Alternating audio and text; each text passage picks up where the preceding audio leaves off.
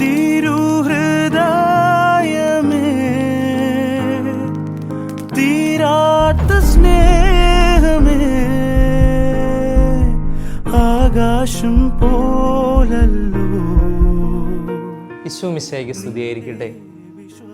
ഈ തിരുഹൃദയ മാസത്തിൽ നമ്മുടെ എല്ലാവരുടെയും പ്രാർത്ഥന ഹൃദയശാന്തതയും എളിമയുമുള്ള ഈശോ എൻ്റെ ഹൃദയം അങ്ങയുടെ ദിവ്യഹൃദയം പോലെ ആക്കണമേ എന്നതാണല്ലോ. നമ്മുടെ എല്ലാവരുടെയും ഹൃദയം ഈശോയുടെ ഹൃദയം പോലെ ആകട്ടെ എന്ന് പ്രാർത്ഥിക്കുകയാണ്. ഈ അടുത്ത് വായിച്ച ഒരു കൊട്ടേഷൻ ഇങ്ങനെയാണ്: errors are noticed, efforts are ignored. പലപ്പോഴും നമ്മൾ ഇങ്ങനെയാണ് തെറ്റുകളെ ശ്രദ്ധിക്കുകയും പരിശ്രമങ്ങളെ അവഗണിക്കുകയും ചെയ്യുന്നവർ. നമുക്കൊക്കെ മുന്നിൽ ഒരു മാതൃകയായിരിക്കുന്നത് ഈശോയുടെ തിരുഹൃദയമാണ്. ഈശോയുടെ തിരുഹൃദയം പരിശ്രമങ്ങളെ വിലപ്പെട്ടതായി കണക്കാക്കുകയും തെറ്റുകളെ മറക്കുകയും ചെയ്യുന്നതാണ്.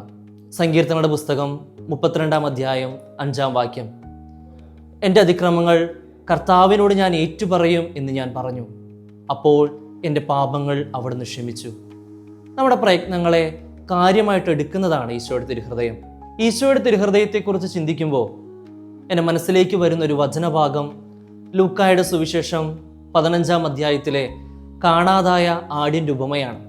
100 ആടുകൾ ഉണ്ടായിരിക്കെ നഷ്ടപ്പെട്ടു പോയ ഒന്നിനു വേണ്ടി 99 ആടുകളെയും ഉപേക്ഷിച്ചിറങ്ങിയ നല്ലിടയൻ.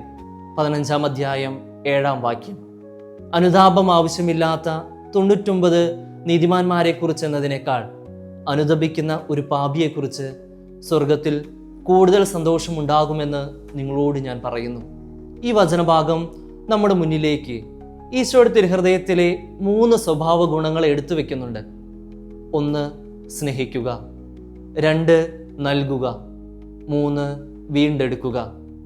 99 ആടുകൾ ഉപേക്ഷിച്ച് നഷ്ടപ്പെട്ടു പോയതിനെ സ്നേഹത്തോടെ തേടിയിറങ്ങി വീണ്ടെടുത്തതാണ് ഈശോയുടെ തിരുഹൃദയം.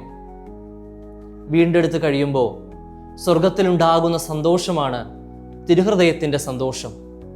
ദൈവം മനുഷ്യനായിട്ട് അവതരിച്ചത് ഈ തിരുഹൃദയത്തിൻ്റെ സന്തോഷം നമുക്ക് നൽകുന്നതിന് വേണ്ടിയിട്ടാണ്. ഈ വചനഭാഗത്തിൻ്റെ അടിസ്ഥാനത്തിൽ ഈശോയുടെ തിരുഹൃദയം നമ്മെ ഓർമ്മപ്പെടുത്തുന്ന 2 കാര്യങ്ങളുണ്ട്. 1, നമ്മളെല്ലാവരും വീണ്ടെടുക്കപ്പെട്ടവരാണ്. ഈശോ ഒത്തിരിയേറെ സ്നേഹത്തോടെ തന്നെ നൽകി വീണ്ടെടുത്തതാണ് നമ്മളൊക്കെ. ഈശോയുടെ തിരുഹൃദയത്തിൻ്റെ കരുണയാണ് നമ്മളൊക്കെ. നമുക്കെല്ലാവർക്കും ഒത്തിരി സ്നേഹത്തോടെ ഈശോയുടെ തിരുഹൃദയത്തിന് നന്ദി പറയാം. അതുപോലെ ഈശോയുടെ തിരുഹൃദയത്തെ ഒത്തിരിയേറെ സ്നേഹിക്കാനായിട്ടും നമുക്ക് പരിശ്രമിക്കാം.